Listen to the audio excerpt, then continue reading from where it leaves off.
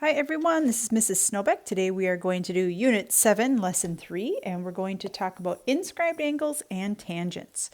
Let's start with inscribed angles. Inscribed angles are angles with a vertex on the circle and sides that contain chords of the circle. So this is different than a central angle. An inscribed angle has its vertex on the circle, like right here at R. That is the vertex of angle QRS.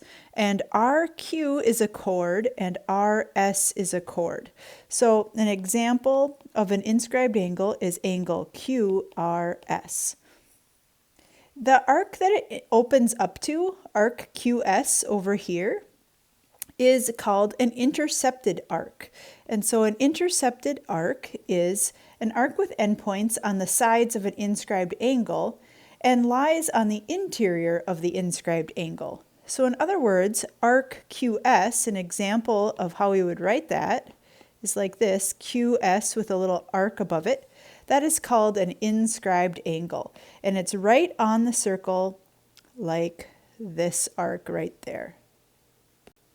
Now, probably the most important part of this section is Theorem 10.6. If an angle is inscribed in a circle, then the measure of the angle equals 1/2 of the measure of the intercepted arc.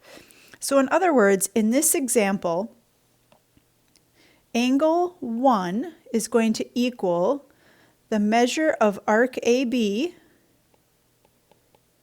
divided by 2.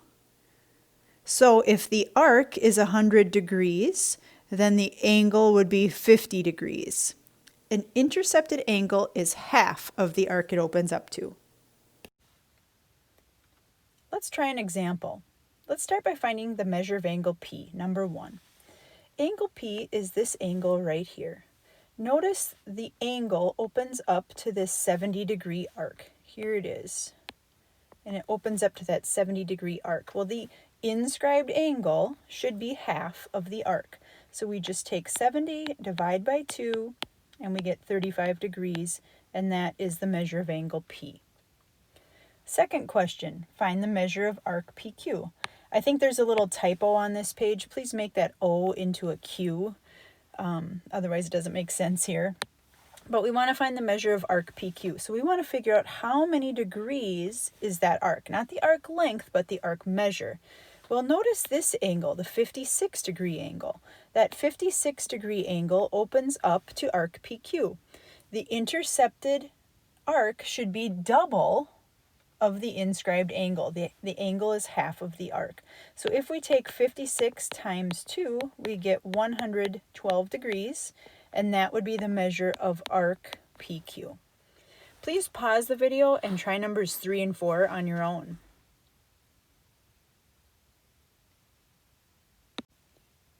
So for number 3, to find the measure of angle C, you can see that angle C opens up to this arc, which is 98 degrees. So angle C should be half of 98.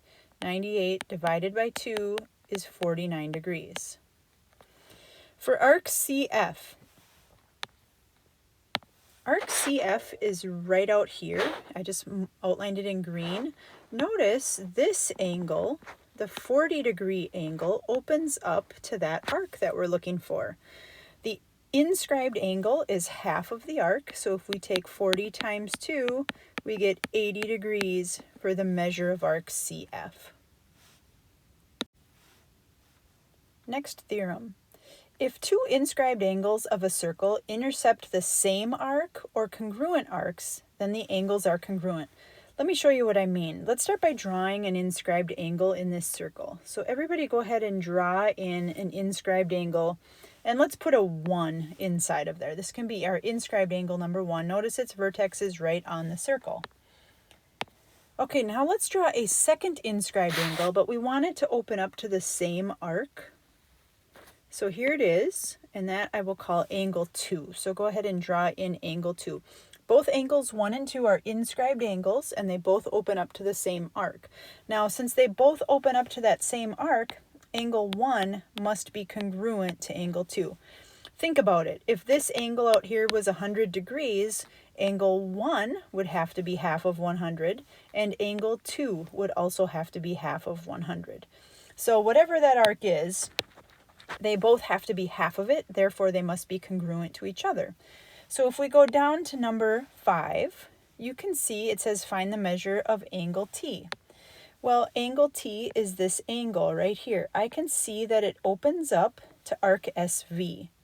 Well, on the other hand, angle U also opens up to arc SV. They both open up to the same arc. I don't know how big they are, but I do know they have to be congruent to each other. They both have to be half of whatever that arc is. So what I can say is 3x minus 5 must be equal to the 2x plus 15. And now I can solve it for x. So go ahead and do that.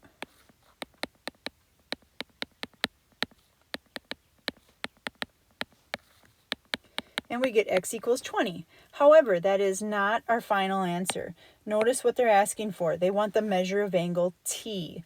So we need to take the 20 and we need to plug it in for the x in angle T.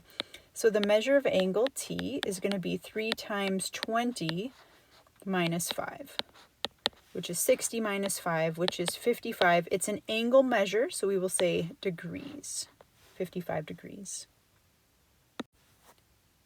So this is a pretty cool one. It says an inscribed angle of a triangle intercepts a diameter or a semicircle if and only if the angle is a right angle.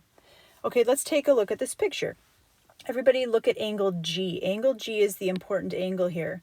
Angle G opens up to a half circle. Half of a circle is 180 degrees.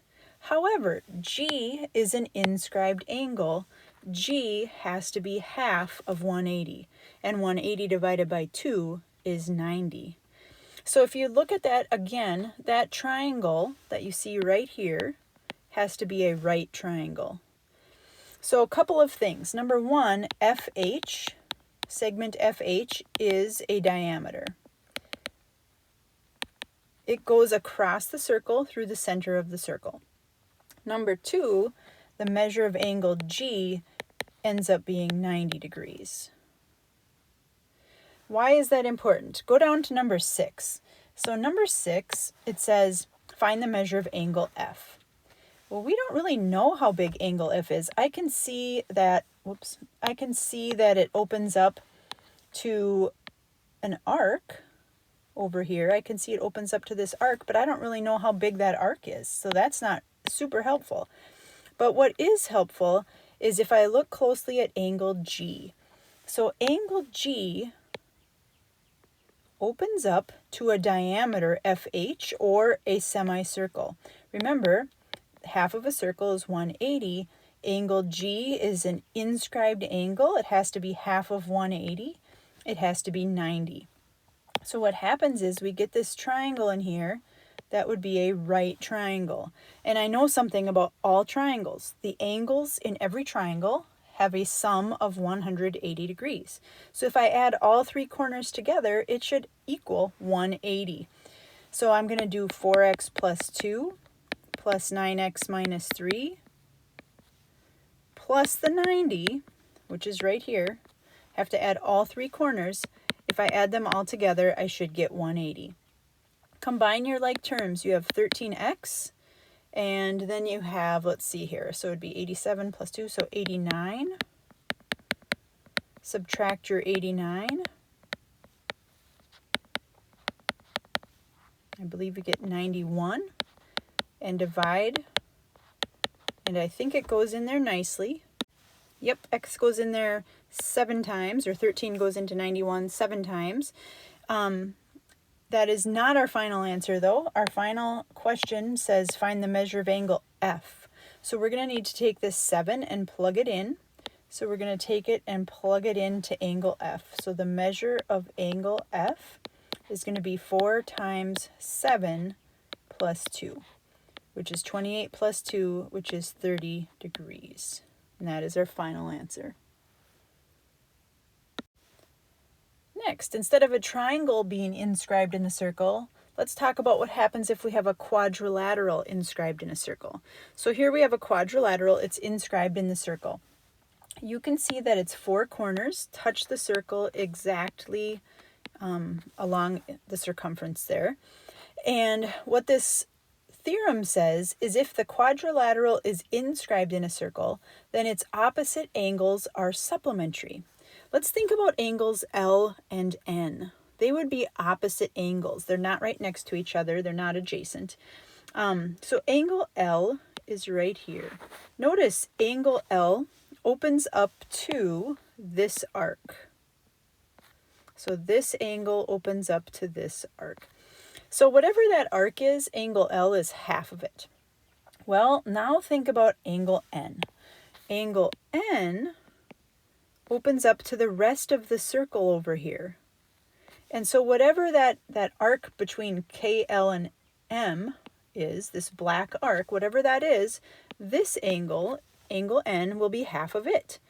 Well, between the two arcs, we have the whole circle, which is 360 degrees, which means the angles have to be half of the 360 degrees. In other words, they have to be supplementary. So the measure of angle K, let's say the measure of angle L plus the measure of angle N must equal 180 degrees. The same also goes for K and M, so the measure of angle K plus the measure of angle M must also equal 180 degrees. So a quick summary, if you have a circle, if you have a quadrilateral inside the circle, if you know one angle is 80 degrees, then the one across from it would be 100. They have to be supplementary.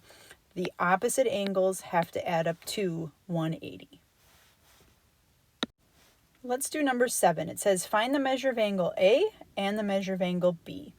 All right, starting with angle A, I can see that this lovely yellow jewel in here is a quadrilateral. And so opposite angles should be supplementary. I can see that at angle C, there's a little 90-degree mark in that corner. And so if I want to find the measure of angle A, I'm going to take 180 minus 90, which is going to be 90 degrees. So the measure of angle A is 90. Angles B and D also have to be supplementary because they are also opposite angles. So this angle and this angle are opposite angles in a quadrilateral that is inscribed in a circle, so they should be supplementary. So if I add them together, they have to equal 180. So 2x minus 30 plus x equal 180. This angle plus this angle equal 180. Combine your like terms. So we have 3x minus 30 equals 180. Add your 30. So we have 3x equals, what is that, 210? X equals 70. That is not our final answer. We need the measure of angle B. And so to find that, we're going to take our 70 and plug it in. So I'll just move my work up top here. The measure of angle B is going to be 2 times 70 minus 30, which is 110 degrees. Go ahead and pause the video and try number 8 on your own. All right, let's say you're finding the measure of angle X. So the 60 and the X are opposite of each other. We have a quadrilateral inscribed in a circle, so they should add up to 180. So to find the measure of angle X, we are going to do 180 minus 60, which is 120 degrees. To find the measure of angle Y, we're going to take 180 and we're going to minus the 95 because the Y and the 95 are opposite angles in that quadrilateral. That ends up being 85 degrees for the measure of angle Y.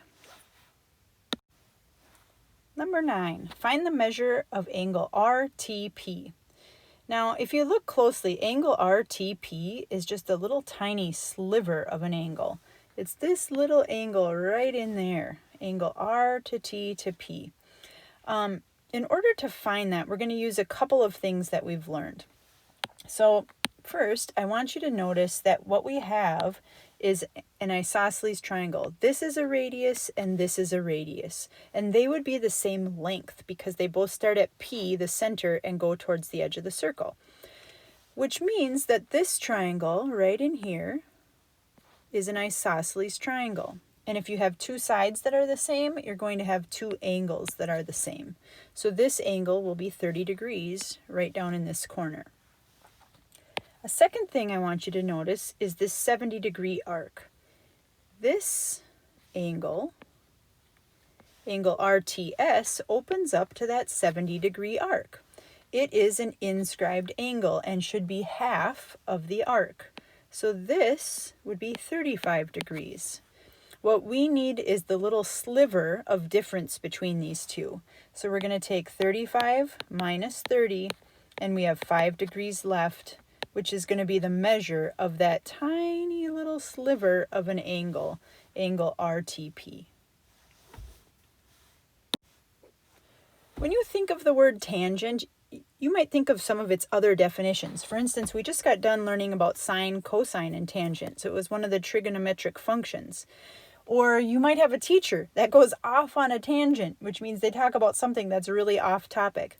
Today we're going to learn a third definition of tangent, and that definition is it's a line that intersects a circle in exactly one point. So technically the mathematical definition is a line in the same plane as a circle that intersects the circle in exactly one point. We're just going to write this: a line that intersects a circle in exactly one point.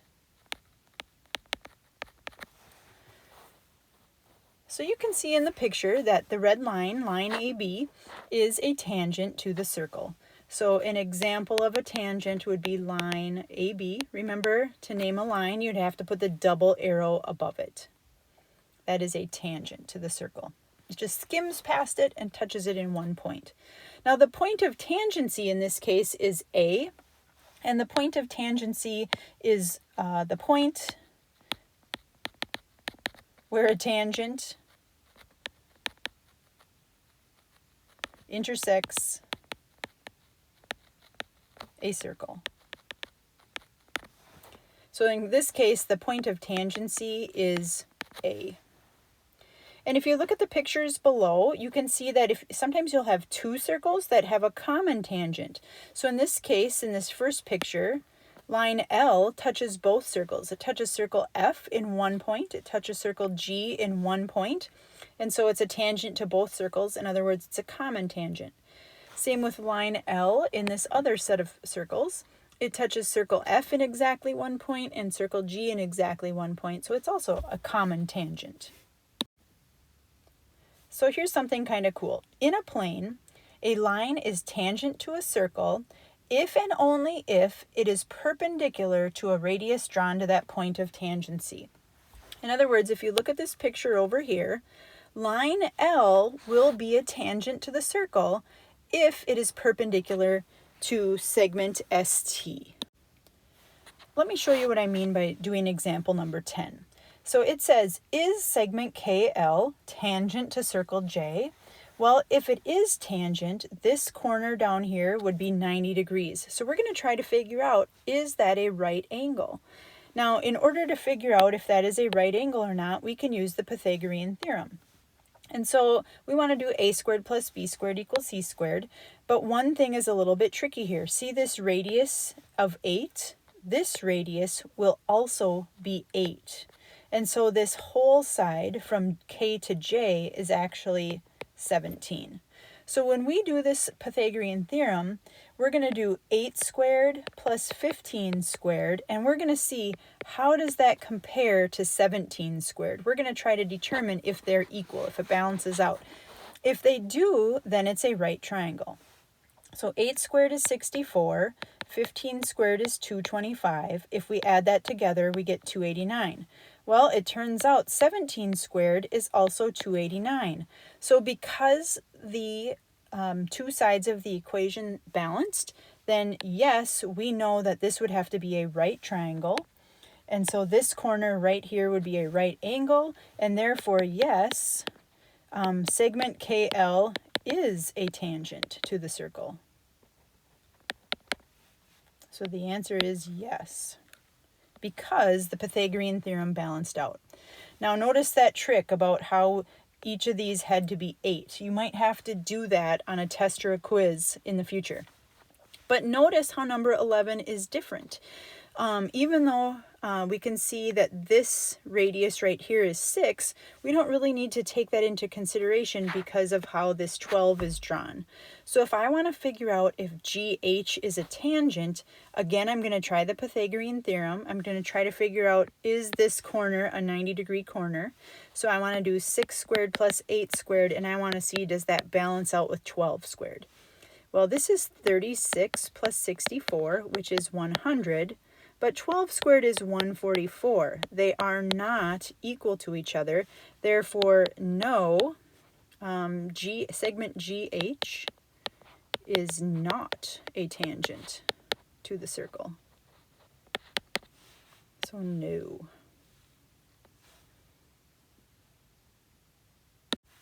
All right, last question, number 12. Find the value of x. Assume that the segments that appear to be tangent are tangent. What they're telling us this time is, yes, go ahead and assume that that is perpendicular. Assume that JH is a tangent to the circle. And so we're going to do Pythagorean theorem again. And so I can see the two legs are x and 12. So I'm going to start out x squared plus 12 squared. But that third side, the hypotenuse, that's the tricky side. That's going to be x plus 8 squared. You have to add those two together to get the length of the hypotenuse. So we have x squared, 12 squared is 144, and the tricky part is x plus 8 squared. We have to divide that into two binomials, and we're going to multiply x plus 8 times x plus 8. So what do we really have to do here? We have to FOIL, or box method. You guys have done this a lot in algebra and a little bit in geometry. So let's see if we can remember how to do that. So I'm just going to leave this side, x squared plus 144. When I FOIL, I'm going to multiply the firsts. So the first in each parenthesis, x times x, is x squared. Then I'm going to do the O. The O means the outsides. That's going to be the x and the 8. If I multiply x and 8, I get 8x. Then I'm going to do the insides, which the insides are going to be the 8 and the x on the insides. So that's 8x. And then I'm going to do the lasts, which is going to be the 8 and the 8, the last thing in each parenthesis, which is 64. Now, if you do the box method, you should get those same four terms. Start combining your like terms. So we're going to have x squared plus 144. Over here, we're going to have x squared plus 16x plus 64. Remember, our goal is to solve this for x. So my next thought was, okay, I'm going to try to get this x squared over by the other x squared. What happens is they cancel, which is going to actually make our life easier. So we wind up with 144 equals 16x plus 64. Those x squareds both canceled out. Continue to get your like terms together. So I'm going to minus this 64 and bring it over by the rest. I believe that is 80. So we have 80 equals 16x, and then divide by 16. And I think it goes in there a nice 5 times. So x is 5. Pretty cool. All right, it's time to try Unit 7, Practice 3. If you get stuck, let me know. Otherwise, have a great day.